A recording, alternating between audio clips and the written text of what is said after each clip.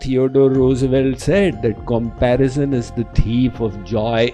And today's world, the comparison has moved online. You're comparing with each other's Insta profile pic.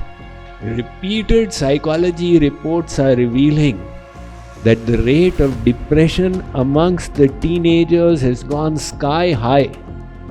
They feel there's something vitally necessary in life which others have and I don't.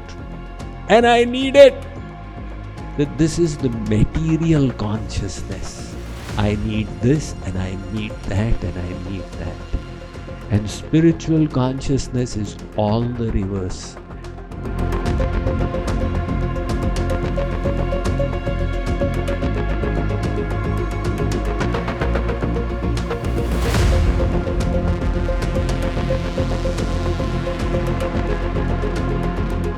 So he said that those who know my glories will develop devotion in their heart. Now, when you have devotion in your heart, what will happen? It will reflect in your thoughts, in your words, and in your deeds.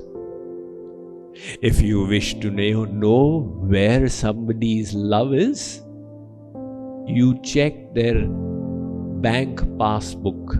Where is the money getting spent? If it's getting spent on their dog, that is where the love is. If it's getting spent on the wife's saris, that is where the love is. It is getting spent on some religious organization, that is where the love is. Whatever we hold in our heart gets manifest in our actions. And if in the heart is love for God, is devotion, then what happens? Sri Krishna has explained that my devotees, Arjun, for them, devotion becomes a way of life. When they converse with each other, they talk about my glories. On their mouth is my name. They engage in the Tridha Bhakti, Shravan, Kirtan and Smaran. Chanting, hearing and remembering. And as a consequence of that love for me, they remain contented. Contentment is such a big wealth. You have everything but not contentment, and you literally have nothing. Psychologists did this experiment with monkeys.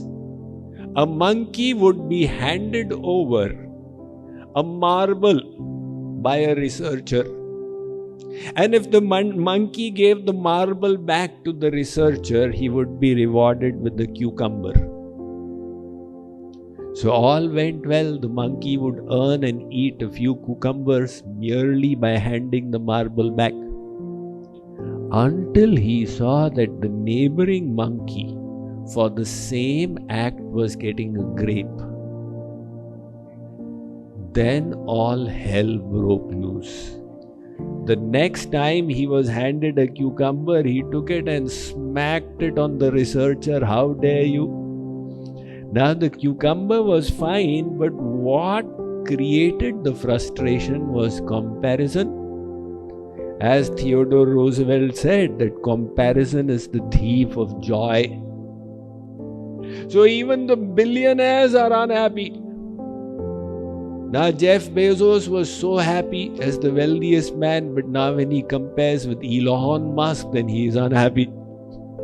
He thought he'll be the first billionaire into space, but Richard Branson went before him and he became unhappy. And today's world, the comparison has moved online. Right? You're comparing with each other's Insta profile pic. That is what the youngsters are doing, and that's why they're going into depression. Repeated psychology reports are revealing that the rate of depression amongst the teenagers has gone sky high, all because of social media. Because they see the glitter. And it creates in them a syndrome called FOMO, fear of missing out. They feel there's something vitally necessary in life which others have and I don't. And I need it. That this is the material consciousness. I need this and I need that and I need that. And spiritual consciousness is all the reverse. What I need is the inner wealth. I learn to be contented with the externals, or lack of them, doesn't matter. So if you have 3 sets of clothes and are contented, you are not poor. But if you have 60 sets of clothes and you are discontented, in the Bollywood world, that's what it is. Oh my God, what will people say? I repeated a cloth after 2 months. So they are the poor people despite the 60 set of clothes. Satu bhavati daridri yasya trishna vishala manasi cha paritushte korthavan ko daridra. The real wealth is contentment. Shri Krishna says, Arjun, they have it. There's a story of a man who went to the Buddha and started relating all his problems. I've got problem number 1, 2, 3, 4, 5. He said, I've got 83 problems. Siddhartha, the Buddha, please give me the solution. The Buddha said, I don't have a solution for these, but I can solve your 84th problem. He said, what is the 84th problem? The Buddha said, the 84th problem is that you wish to be problem-free. Nobody in this world is going to be problem-free. If you live in this world, there will always be problems. You need to change your mindset to them. One Kavi says, Na kabhi rukengi hawaएं, na kabhi bujhenge chirag. चलते रहो, ये तमाशा तो रात भर का है. The drama of the world will continue. You have to learn to make peace with it. How will you make peace? It's like that sadhu who went to spend the night in a dharamshala. So in the holy places in India, philanthropic people open these free hotels called dharamshalas. Sadhu was given one bed in the room and the other bed had a trader.